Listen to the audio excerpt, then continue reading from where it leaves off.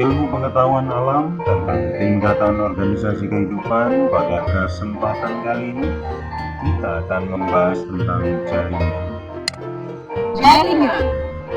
Jaringan pada hewan dan manusia. Jaringan merupakan kumpulan dari beberapa sel yang sama bentuk dan fungsinya. Untuk lebih jelasnya, perhatikanlah animasi berikut ini. Jaringan merupakan kumpulan dari sel.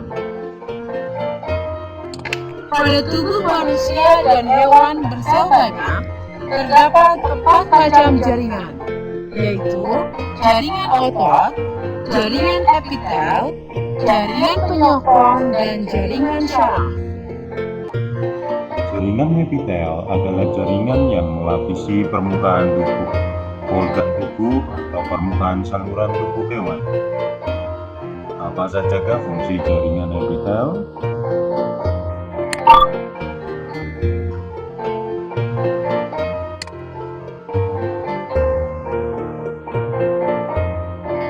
Fungsinya adalah menutupi dan melapisi permukaan, misalnya kulit. Absorpsi, misalnya usus. Sekresi, misalnya lendir pada kelenjar punggung. Sensoris, misalnya kuncup menetap pada lidah.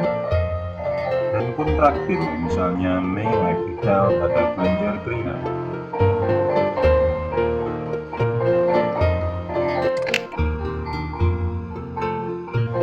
Ada 2 kriteria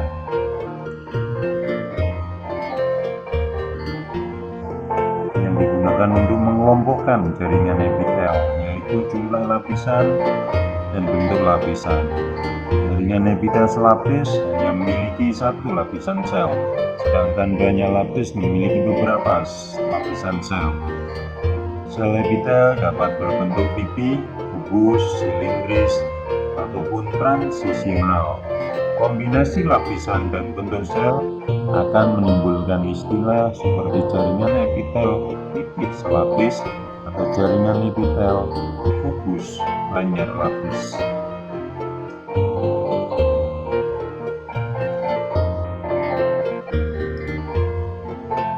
Sekarang jaringan otot.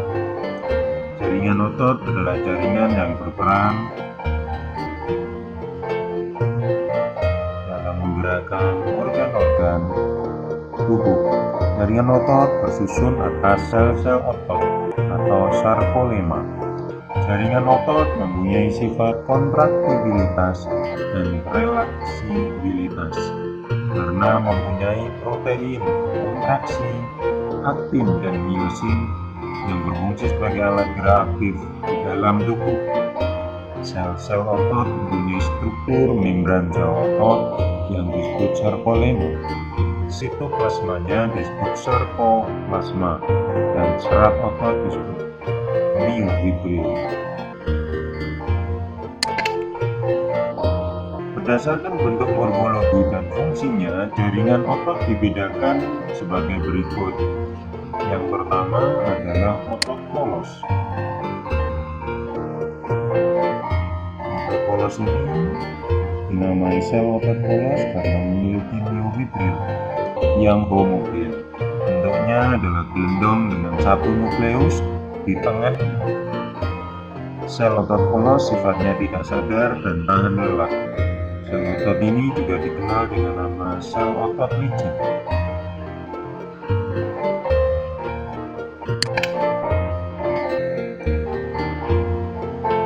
Berapa perbedaan antara otot polos, otot lurik, dan otot jantung? Dari ada tidaknya garis otot lurik, otot polos tidak ada, otot lurik ada, otot jantung ada.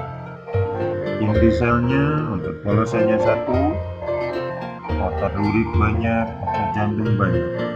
Posisi inti sel terletak di tengah, otot lurik terletak di tepi, otot jantung terletak di tengah. Percabangan, otot polos tidak bercabang, otot lurik tidak bercabang, otot jantung bercabang. Sifat gerakan otot polos tidak sadar, otot lurik sadar, otot jantung tidak sadar. Kemampuan berkontraksi lambat tetapi tidak cepat lelah. Otot lurik cepat tetapi cepat lelah. Otot jantung lambat tetapi tidak cepat lelah. Otot yang kedua adalah otot lurik. Otot lurik nama lainnya adalah jaringan otot kerangka, karena sebagian besar jenis otot ini melekat pada kerangka tubuh. Kontraksinya menurut kehendak kita dan di bawah pengaruh saraf sadar.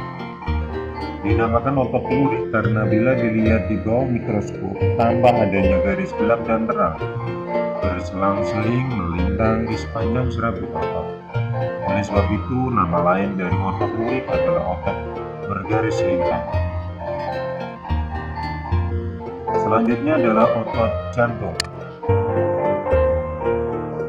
Otot ini hanya melekat pada lapisan dinding jantung. Strukturnya menyerupai otot lurik. Meskipun begitu, kontraksi otot jantung secara refleks serta reaksi terhadap perangsang lambat.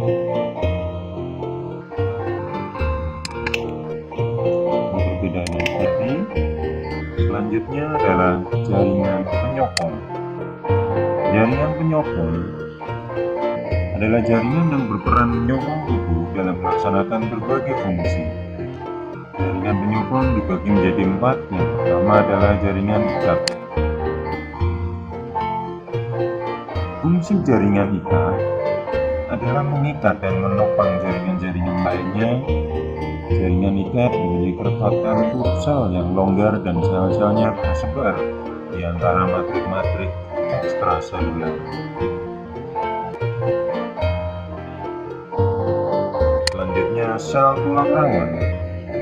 Sel tulang rawan terbuat dari bahan yang padat, bening, berwarna putih kebiru-biruan. Tulang rawan dijumpai terutama pada bagian sendi. Tulang rawan tidak mengandung pembuluh darah tetapi diselimuti membran. Ada 3 jenis tulang rawan, yaitu tulang rawan hialin, tulang rawan fibrosa, dan tulang rawan elastis. Selanjutnya adalah jaringan tulang keras. Tulang keras tersusun oleh sel-sel tubuh osteosit yang hidup. Ruang antar selnya tersusun atas kalsium, fosfor, dan protein, dan zat perekat. Kandungan fosfor dan kalsium dalam matrik menyebabkan tulang menjadi keras. Bentuk tulang dapat dibedakan menjadi 3, yaitu tulang pipa, tulang pipi, dan tulang pendek.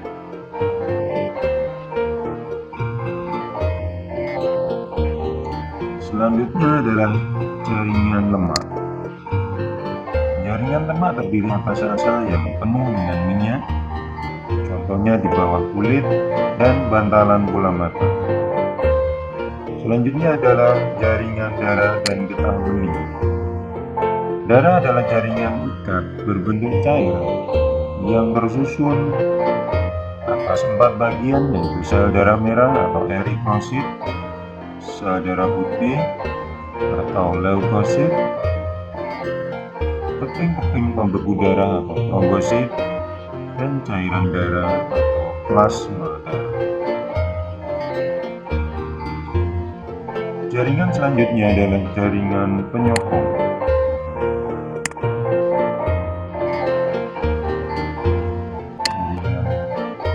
Jaringan saraf. Jaringan saraf adalah jaringan yang berperan di dalam menerima dan mengirimkan rangsang dari bagian satu ke bagian tubuh yang lain. Penampang sel saraf adalah sebagai berikut. Ini adalah dendritnya, nukleus terletak di tengah. Keseluruhan ini dinamakan badan sel. Ini adalah mielin, dan di dalam mielin ada akson, dan di sini adalah reseptor. Jaringan pada tumbuhan. Jaringan-jaringan yang menyusun tubuh tumbuhan yaitu jaringan meristem, jaringan pelindung, jaringan dasar, jaringan pengangkut, dan jaringan penguat.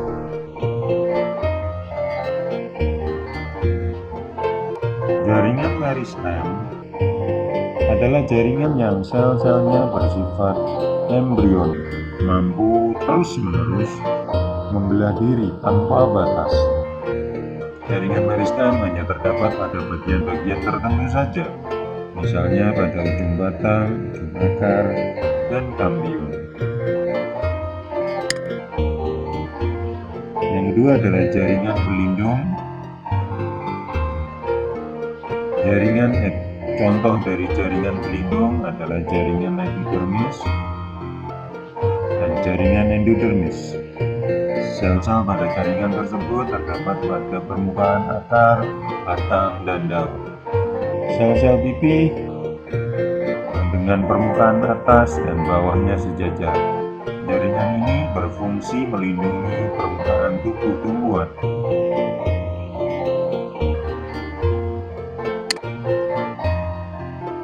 Jaringan parenkim atau jaringan dasar dinamakan jaringan dasar karena berbentuk dari jaringan meristem dasar. Jaringan ini tersusun dari sel-sel hidup yang bentuknya bermacam-macam sesuai dengan fungsinya.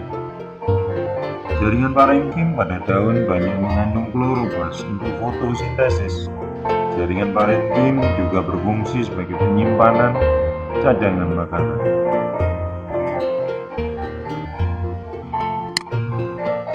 Selanjutnya adalah jaringan pengangkut. Pada tumbuhan terdiri atas pembuluh kayu atau xilem dan pembuluh tapis atau phloem. Xilem berfungsi mengangkut air dan mineral dari dalam tanah melalui akar hingga ke daun. Sedangkan phloem berfungsi mengangkut hasil fotosintesis dari daun ke seluruh bagian tumbuhan. Xilem dan phloem terdapat pada akar, batang, dan daun.